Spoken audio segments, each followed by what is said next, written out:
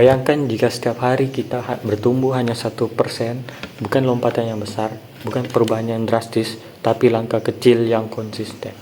Selamat pagi, hari ini saya Muhammad Taufik. Saya ingin mengajak kita untuk memulai sebuah perjalanan, bukan perjalanan yang jauh, bukan pula perjalanan yang memerlukan peta, kompas, tapi perjalanan menuju diri kita yang lebih baik setiap hari.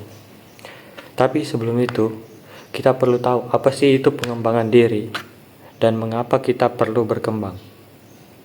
Nah, jadi pengembangan diri sendiri itu adalah upaya yang kita lakukan guna meningkatkan kualitas hidup, kualitas diri kita.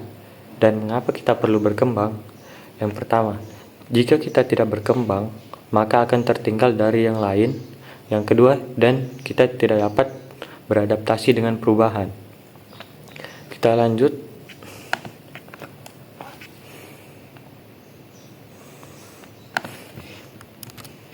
Pada bagian menu,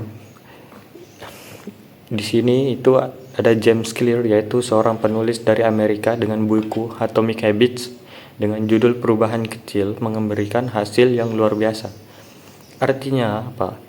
Artinya prinsip ini itu menekankan bahwa perubahan kecil dengan konsisten dapat menghasilkan perubahan yang signifikan, bukan perubahan yang besar.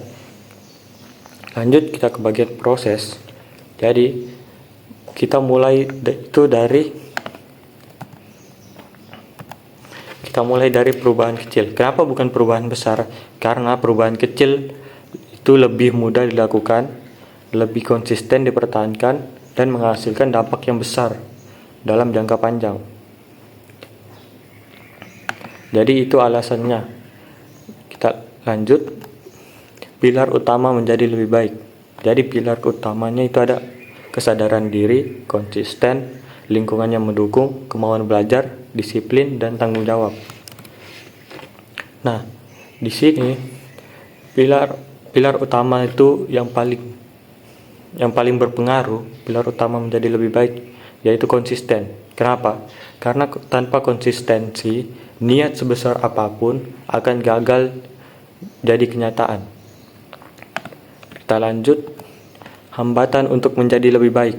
Nah, hambatan untuk menjadi lebih baik itu ada rasa malas, takut gagal, overthinking, membandingkan diri dengan orang lain, lingkungan yang tidak suportif. Nah, hambatan terbesar dalam menjadi lebih baik yaitu adalah takut gagal. Nah, kenapa? Karena ketakutan ini bisa membuat kita ragu memulai, mudah menyerah, atau bahkan tidak pernah mencoba sama sekali. Padahal gagal itu adalah proses dari belajar.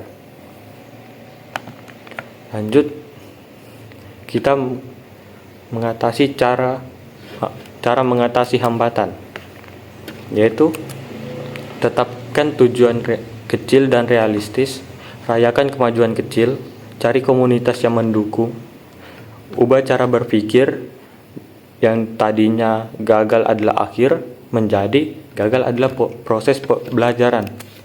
Nah, cara mengatasi dengan yang paling penting itu mengubah cara berpikir kita. Cara berpikir kita yang tadinya dari gagal adalah akhir menjadi gagal adalah proses. Terakhir dari saya, jadi kesimpulannya gini. Kadang perubahan kecil itu justru malah membuat perubahan yang sangat signifikan dibanding perubahan yang langsung besar gitu. Jadi terakhir harapan dari saya, perluas rasa syukurmu sehingga orang lain mengira kamu tidak pernah kesulitan. Kita menjadi lebih baik dari kemarin, bukan dari orang lain. Terima kasih. Saya Muhammad Taufik. Wassalamualaikum warahmatullahi wabarakatuh.